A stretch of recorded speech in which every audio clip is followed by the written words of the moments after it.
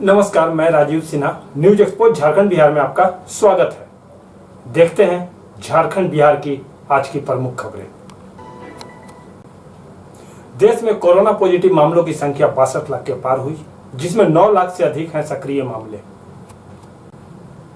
लालकृष्ण आडवाणी, मुरली मनोहर जोशी, उमा भारती समेत 32 आरोपी बरी। अयोध्या में 28 साल पुराने बाबरी का विवादित ढांचा ढहाए जाने के मामले में लखनऊ की स्पेशल कोर्ट का बड़ा फैसला। गया से पश्चिम बंगाल जा रहे 4 लोगों को धनबाद आयकर विभाग और बरवड्डा थाना की पुलिस ने संयुक्त कार्रवाई करते हुए 91 लाख रुपए और एक रिवॉल्वर के साथ धर दबोचा। जामताड़ा के नारायणपुर में आर्थिक तंगी से अधेड़ की हुई मौत। 3 दिन बाद कल रात अधेड़ के घर बना था खाना। अब खबरें विस्तार से। भारत में पिछले 24 घंटे में कोविड-19 के 80,472 नए मामले सामने आए हैं और 1,179 मौतें हुई हैं। देश में पॉजिटिव मामलों की कुल संख्या 62,25,764 हो गई, जिसमें 9,40,441 सक्रिय मामले हैं। वहीं 51,87,826 लोग अब तक स्वस्थ हो चुके हैं, जबकि 97,497 मौतें हो चुकी है। यह आंकड़ा स्वास्थ्य और परिवार कल्याण मंत्रालय भारत सरकार ने जारी किया है। उत्तर प्रदेश के अयोध्या में 28 साल पुराने बाबरी का विवादित ढांचा ढहाए जाने के मामले में लखनऊ की स्पेशल कोर्ट ने बुधवार को बड़ा फैसला सुनाया। सीबीआई कोर्ट के जज एसके यादव ने लालकृष्ण आडवाणी, मुरली मनोहर जोशी, उमा भारती समेत 32 आरोपियों को बरी कर दिया। इस केस में कुल 48 लोग पर आरोप लगे थे, जिनमें से 17 की मौत हो चुकी है। फैसला सुनाते हुए जज एके यादव ने कहा कि बाबरी की घटना पूर्व नियोजित नहीं थी। यह घटना अचानक हुई थी। सिर्फ तस्वीरों के आधार पर किसी को गुनाहगार नहीं ठहरा सकते। अयोध्या के राम जन्मभूमि बाबरी मस्जिद विवाद में मुस्लिम पक्ष की ओर से मुकदमे की पैरवी करने वाले जफर याब जिलानी ने कहा है कि वो बाबरी विध्वंस केस में सीबीआई अदालत के फैसले को हाईकोर्ट में चुनौती देंगे। सीबीआई की अदालत ने बाबरी मस्जिद ढहाने के मामले में सभी आरोपियों को बरी करने का फैसला आज सुनाया है। इधर सड़क मार्ग से बिहार के गया से पश्चिम बंगाल जा रहे 4 लोगों को धनबाद आयकर विभाग और बरवड्डा थाना की पुलिस ने संयुक्त कार्रवाई करते हुए 91,05,000 रुपए के साथ और रिवॉल्वर के साथ धर दबोचा है। चारों को बरवड्डा थाना में रखकर पूछताछ की जा रही है। इतनी बड़ी राशि बरामदगी को बिहार विधानसभा के चुनाव से जोड़कर देखा जा रहा है। यह कार्रवाई पटना आयकर विभाग की सूचना पर हुई। हालांकि इस मुद्दे पर आयकर विभाग फिलहाल कुछ ज्यादा बताने से इनकार कर रहा है।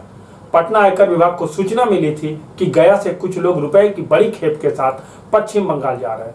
इसके बाद आयकर विभाग धनबाद को सूचना दी गई। आयकर विभाग ने मंगलवार को जीटी रोड पर बरवड्डा के समीप किसान चौक पर वाहनों का जांच अभियान शुरू किया। इसी क्रम में एक कार को पकड़ा गया। कार में 91,05,000 रुपए बरामद किए गए। कार पर सवार 4 लोगों को गिरफ्तार भी कर लिया गया। उनके पास से एक रिवॉल्वर भी मिली। यह कार्रवाई काफी गोपनीय तरीके और गुप्त तरीके से हुई। पकड़े गए 4 लोगों को बरवड्डा थाना में पूछताछ की जा रही है।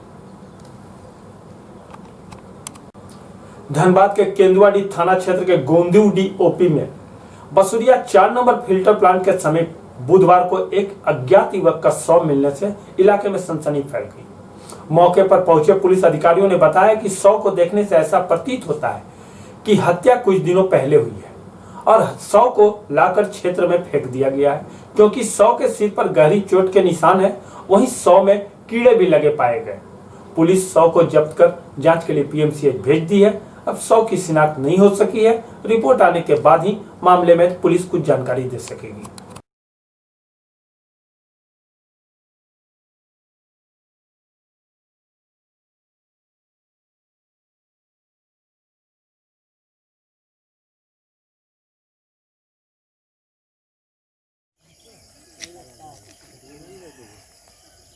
भी वहाँ को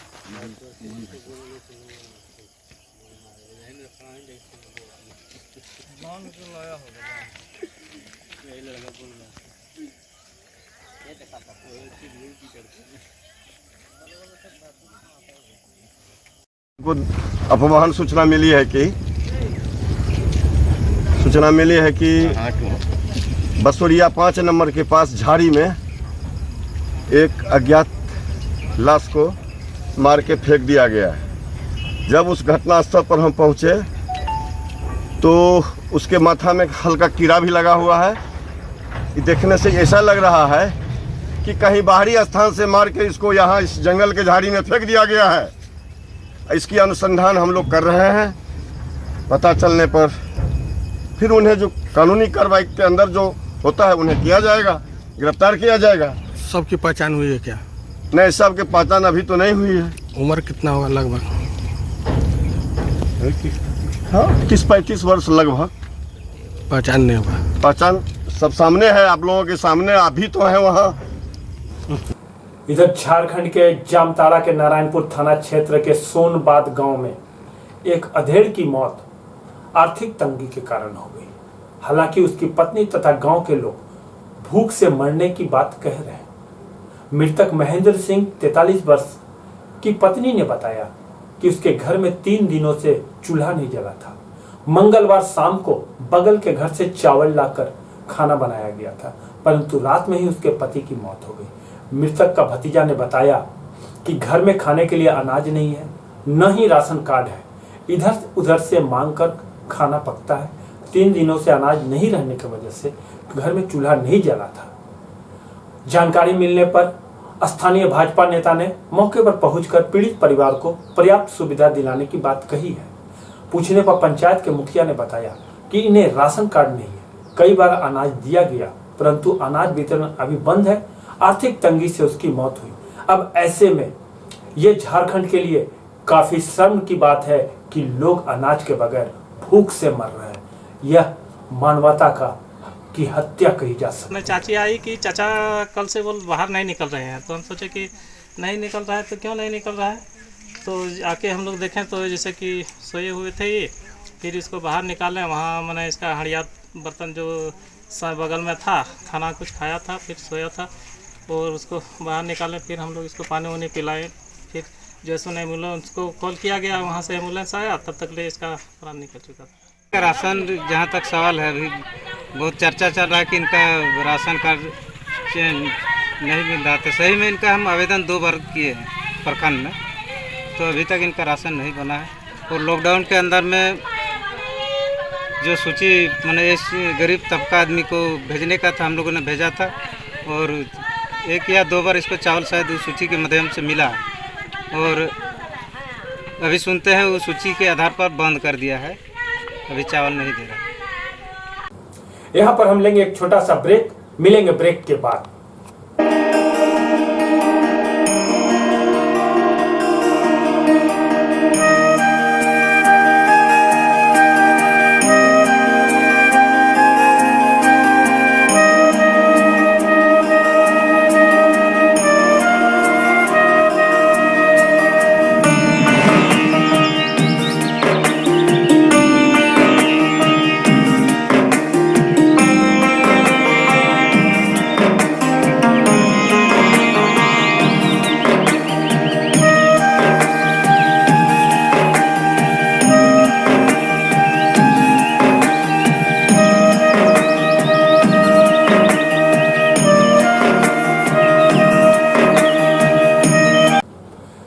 ब्रेक के बाद आपका स्वागत है। अब खबरें देखते हैं विस्तार से।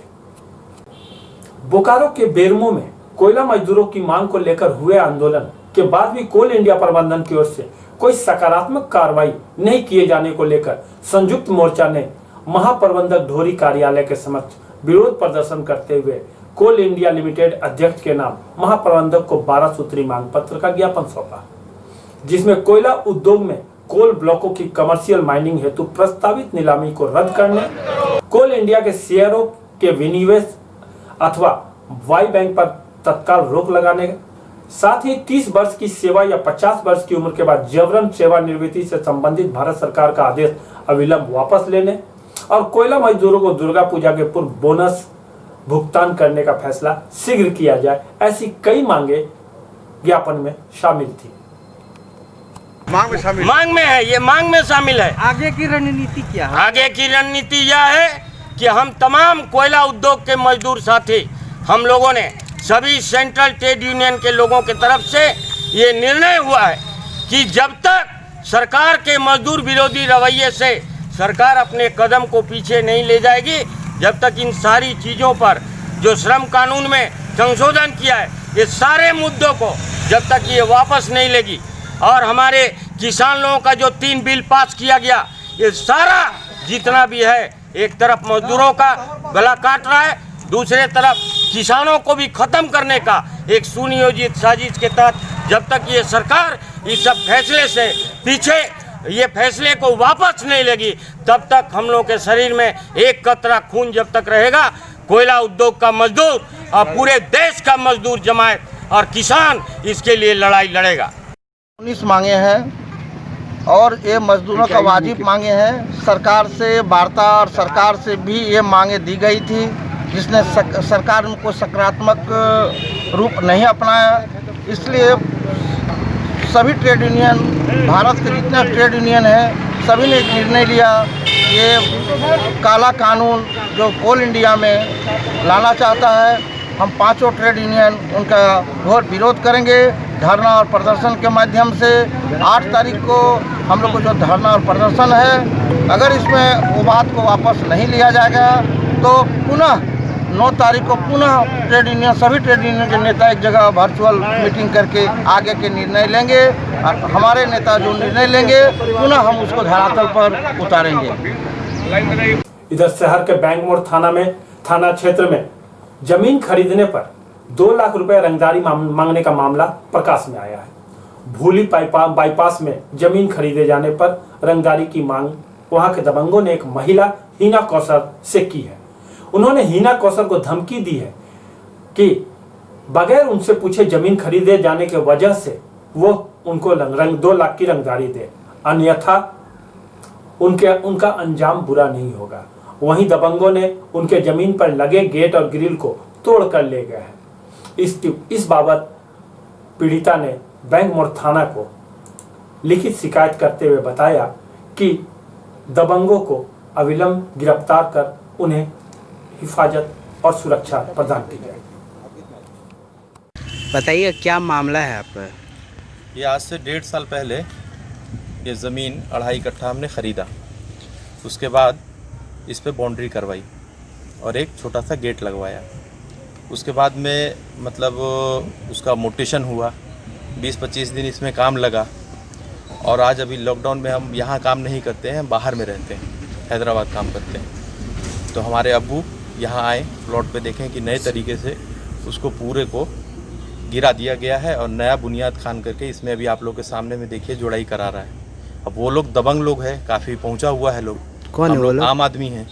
रशीद महाजन का मतलब भतीजा लोग है और उनके साथ अन्य लोग आए हुए थे। उन लोग ज़बरन इसको मतलब गिरा दिया, हम लोग के साथ में धक्का मुक्की भी किया। अब हमको ऐसा लग रहा है कि हम मतलब काफ़ी लोग उससे कमज़ोर हैं। उसके बाद में हम ये चीज़ मतलब कल आए यहाँ पे पोजीशन देखें तो ऐसा मामला हुआ। इसके बाद हम यहाँ से उठ करके एसएसपी ऑफिस गए, वहाँ पे अपना आवेदन दिया। वो आवेदन का मतलब क्या बोलते हैं, हमारे पास में रिसीविंग भी है और फिर वहाँ आकर के भूली ओपी में दिया। प्रशासन से हमको ये उम्मीद है कि हमको सहायता मिलेगा। गिरिडीह के मुफस्सिल थाना क्षेत्र के पहाड़पुर पंचायत में महेशपुर गांव नामक गांव में बुधवार को अहले सुबह लगभग 4:30 बजे जंगल से अपने झुंड से बिछड़े एक हाथी ने खूबलाल मंडल नामक 60 वर्ष को कुचलकर मार डाला। घटना के संबंध में बताया जाता है कि मंडल सुबह सवेरे टहलने के लिए बाहर निकला था। घर से महज 150 की दूरी पर हाथी ने मंडल पर हमला बोल दिया। वहीं एक दूसरे अन्य व्यक्ति अपनी जान भागकर बचाई। घटना के बाद हाथी विरनी थाना क्षेत्र के खेदवारा पंचायत में प्रवेश कर गया। खेदवारा में एक आदिवासी महिला को घायल करने की भी सूचना है। घटना की सूचना पाकर वन विभाग और मुफस्सिल थाना के लोग क्षेत्र में हाथी भगाने के काम में जुट गए हैं। इधर धनबाद में 9 चयनित होमगार्ड जवान अपनी मांगों को लेकर तीसरे दिन भी रणधीर चंद्र वर्मा चौक पर बैठे रहे। धरने में शामिल 125 लड़कियां भी लगातार रात दिन धरने पर बैठ रही हैं। दरअसल बुनियादी प्रशिक्षण की मांग को लेकर 735 नवचयनित होमगार्ड जवान आंदोलन कर रहे हैं। नौचयनित जवानों का कहना है कि 3 साल से प्रक्रिया की बहाली की प्रक्रिया रुकी हुई है। वर्ष 2017 में गिरी रक्षक विभाग ने बहाली निकाली थी, जिसमें 735 जवानों का चयन हुआ था, लेकिन अक्टूबर 2020 आने पर भी इन जवानों को बुनियादी प्रशिक्षण के लिए नहीं भेजा गया। जवानों ने बताया कि वह लोग वैश्विक महामारी कोरोना को लेकर पूरी एहतियात बरतते हुए सरकार द्वारा जारी निर्देशों का पालन कर रहे हैं। सोशल डिस्टेंसिंग को मेंटेन करते हुए बारी बारी से 200 की संख्या में वे लोग धरना पर बैठ रहे हैं। धरना स्थल पर न तो भाषणबाजी की जा रही है और न ध्वनि विस्तारक यंत्र का प्रयोग किया जा रहा है। जवान बिल्कुल शांतिपूर्ण तरीके से धरना स्थल पर बैठकर सरकार का ध्यान आकृष्ट करने के प्रयास में जुटे हुए हैं। इनका कहना है कि लिखित आश्वासन के मिलने के बाद ही धरना को। आज हम लोग का धरना का तीसरा दिन है। हम लोग होमगार्ड के जवान हैं।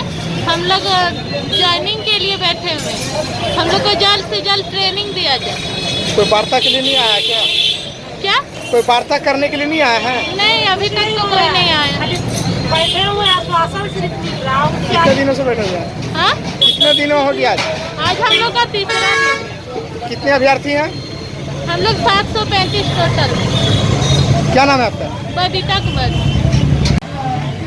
वर्ष 2017 में हम लोग को धनबाद जिला में नौचयनित बहाली हुआ था गृह रक्षक का, जिसमें 735 उम्मीदवार का फाइनल सिलेक्शन हुआ था और 3 साल बीतने के बावजूद भी हम लोगों को बुनियादी प्रशिक्षण नहीं दिया गया।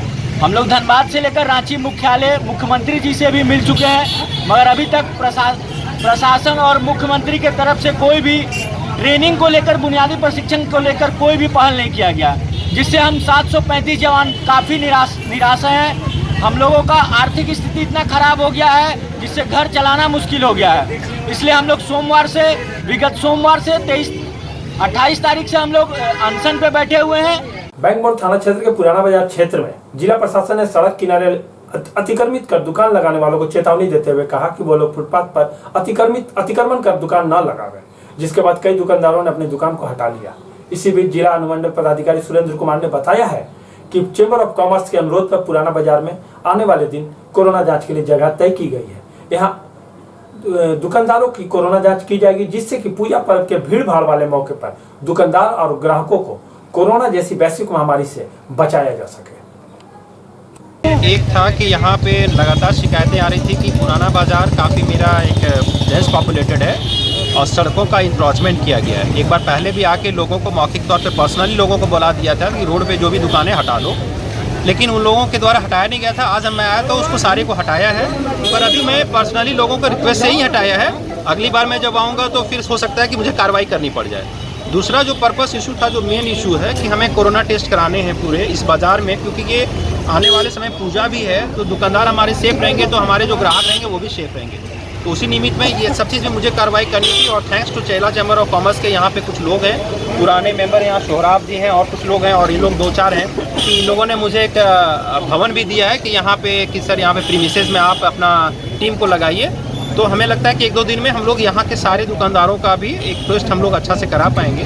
और टेस्ट से डरना नहीं है, बार बार जिला प्रशासन की अपील है, हम लोगों की अपील है, सोशल वर्करों की अपील है, चैम्बर ऑफ कॉमर्स की भी अपील है कि हमें टेस्ट से डरना नहीं है। टेस्ट यदि किसी तरह का पॉजिटिव आता है तो होम आइसोलेशन की भी व्यवस्था है, प्लस हमारे जितने गवर्नमेंट हॉस्पिटल्स में बहुत अच्छी व्यवस्था है। तो मिलके मुझे ये टेस्ट को भी करना है और कोरोना को हराना है। That's all. इधर धनबाद शहर के सदर थाना क्षेत्र में लिंसे क्लब रोड में बुधवार को एक अनियंत्रित कार ने आधा दर्जन वाहनों को धक्का मारकर क्षतिग्रस्त कर दिया।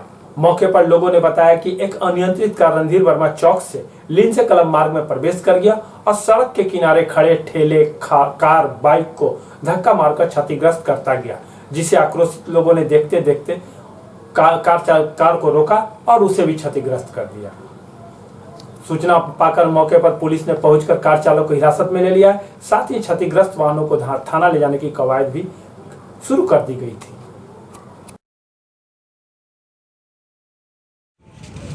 लिखा हुआ भी है। अरे ठीक है, चलो जो वही बराबर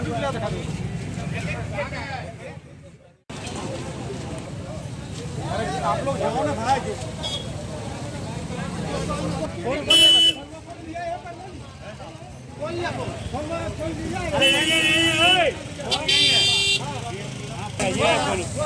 ये बोलो रुक जा नहीं गड़बड़ा जी आपका अपना 3 ठो गाड़ी मारा, स्कूटर में कुछ नहीं हुआ था, हम उठाए जी। अपना कितना खर्चा किया?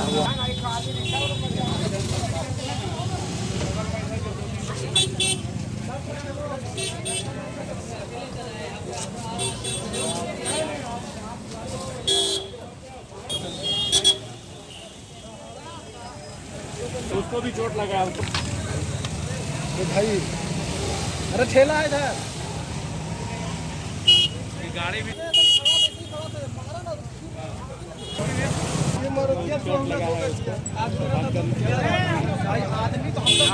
यहाँ पर कोई आदमी उसको बोलो।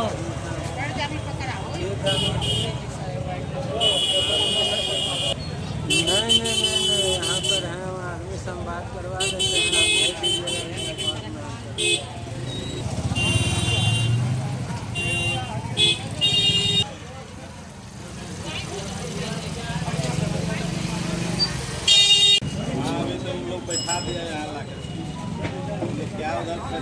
आपका राजेश कुमार, कैसे घटना हुई आपके साथ?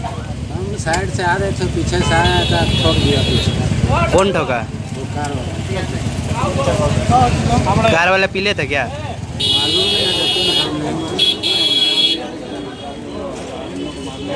कहाँ से आ रहे थे आप? हम पैदल आ रहे थे यहाँ से, और जाना है हमको घर, उधर से पैदल आ रहे थे, अपने साइड से आ रहे थे। पैर में चोट लगा है?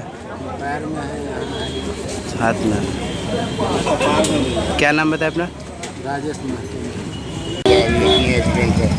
देखिए अभी रणधीर वर्मा चौक से भीतर वो तिवारी होटल के पास वाहन दुर्घटना की घटना घटी है, जिसमें एक गाड़ी वाले के नेग्लिजेंस से गाड़ी ड्राइव करने के कारण 2 गाड़ियों में पीछे टक्कर लग गया है, एक रिक्शे में लग गया है। इसमें एक रिक्शा वाले को हल्की हल्की चोट आई है, 2 गाड़ियाँ डैमेज।